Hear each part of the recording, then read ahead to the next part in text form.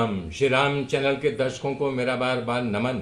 मेरे मित्रों, मैं आशा कर रहा हूं आप लोग मुझे देख रहे हो, लाइक कर रहे हो और सब्सक्राइब कर रहे हो और मेरी वाणी को जन जन तक पहुंचा रहे हो।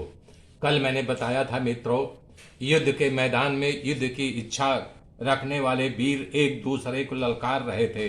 कटा हुआ ताजा धड़ ऐसा लग रहा था कि मानो आकाश से सफेद चील नीचे उतर आई हो और जो नगाड़े आदि बजते थे उनके ताल पर वो धड़ नाच रहा था और अधमरे हुए वीरों को उनके दल या दूसरे दल वाले लोग कहते थे, करे इनको उठा करके यहाँ से बाहर निकालो।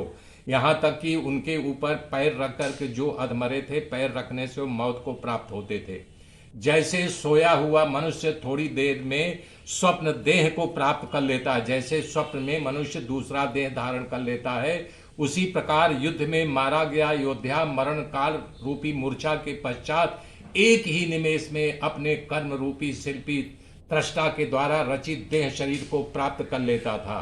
उस युद्ध स्थल के परस्पर छेदन भेदन के लिए उठे हुए हस्त समूहों से भुसुंडी शक्ति शूल खड्ग मूसल प्रास नामक आदि अस्त्र शस्त्रों की वर्षा हो रही थी। परस्पर चलाए गए युद्ध तक अस्त्र शस्त्र का आपस में टकरा करके चूर चूर हो जाते थे। उन भयंकर आयुधों के चूर्ण हुआ संग्राम रूपी समुद्र बाल राशि से परिपूर्ण जान पड़ता था। जैसे प्रलयकालीन सागर एक दूसरे के वेग से टकराते हों आवाज आती है, उसी प्रकार युद्ध में थका हुआ कोई सैनिक अपने दूसरे साथी से कह रहा था, मित्र, संग्राम में थक जाने के कारण मेरी ही तरह तुम्हारी भी लड़ने की इच्छा शांत हो गई होगी न। अतः मैं एक अच्छी बात बता रहा हूं, सुनो। जलती हुई आग के समान उज्जवल बाण जब तक हम लोगों के अंग के टुकड़े टुकड़े नहीं कर डालते, तब तक हम लोग से यहाँ निकल भागने का अवसर है। इसलिए आओ हम लोग यहाँ शीघ्र से शीघ्र भाग चलें। क्यों कि चौथा पहर बीत रहा है, यमराज का ही दिन है। अतः इस समय यहाँ रहने पर प्राणों की रक्षा असंभव हो जाएगी। रघुनंदन, तदंतर रोज समर संग्राम उदंड तांडव नृत्य करने वाले उन के समान प्रतीत होता था। तांडव नृत्य के समान, जैसे भूत प्रेत नाच रहे हों। उड़ जाने के लिए उद्यत अश्व ही घोड़े इतने तेजी से भाग रहे थे कि मानो उत्ताल तरंगों जैसे समंदर में तरंगे उड़ती है, वैसे ही अश्व भाग रहे थे। बाण रूपी जल की धारा से धनिक हुए सैन्य रूपी महासागरों की क्षोभ जनित टक्कर से वहां लोगों में भाग दौड़ मच गई थी। जैसे समुद्र जब क्षुपित हो जाता है, पर्वत जली सर्पों से व्याप्त होता है, उसी प्रकार एक दूसरे दल का दलन करने के लिए प्रलय काल के उठे हुए के समान लगते थे। अशस्त्र द्वारा उस संग्रामण में व्याप्त हो रहा था। शूल खड्ग चक्र बाण शक्ति गदा भुसुंडी प्रास आदि सैकड़ों चमकीलों आयुधों से परस्पर टकराते काटते अद्भुत ध्वनि उत्पन्न हुआ करता था।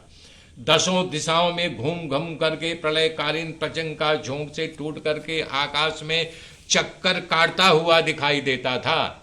कह रहे हैं श्री वशिष्ठ जी, कहते हैं, रघुनंदन, दोनों सेनाओं में महान धर्मनिष्ठा सुशील ओजस्वी धैर्यशाली शुद्ध कुल कमल और युद्ध में कभी पीठ न दिखाने वाले शूरवीर थे। उनमें परस्पर द्वंद्व होने लगा था। दो मेघों के समान गर्जना करके आपस में टकराते थे, एक दूसरे को निगल जाने के लिए उत्सुक होकर के दो नदियों को जैसे वेग युक्त प्रवाहों में सारे पेड़ पौधों को बहा लेना चाहते थे, पर्वत खंडों को बहा लेना चाहते थे, उसी प्रकार से दिखाई देते थे।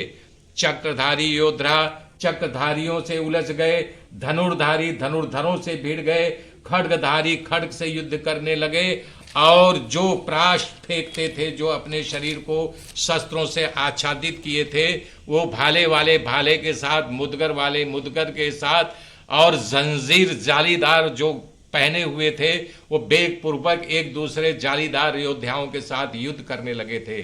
मानो प्रलय काल के विक्षुब्ध महासागरों में तरंग आपस में टकरा रही है।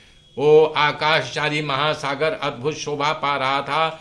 शोभ पूर्वक चलाए गए चक्रपास उसमें भंवर के समान जान पड़ते थे। जैसे जल में भंवर उड़ती है, वैसे शस्त्र फेंका गया लगता था कि वायु के वेग से घूम रहा है। विद्या बुद्धि बल शौर्य शस्त्र अश्व रथ धनुष के युद्ध के समूह जिनके पास मौजूद थे, ऐसे समूहों से पक्ष दोनों के कारण आधे आधे दोनों पक्षों को बट करके एक दूसरे से प्रहार कर रहे थे। मेरे मित्रों, आगे की गाथा कल जोड़ूंगा, तब तक के लिए जय श्री राम, जय श्री राम, जय श्री राम।